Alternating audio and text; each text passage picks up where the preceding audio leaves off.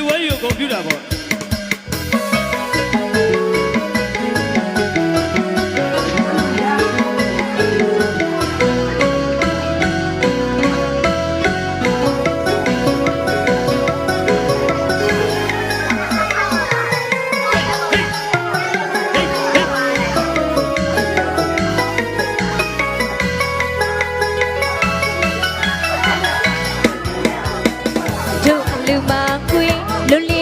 ရှိအောင်စီရင်ချဖို့ကလက်ဖျားခါရင်စီနေချလိုက်ပုံကလက်ဖျားခါလောက်ပါတယ်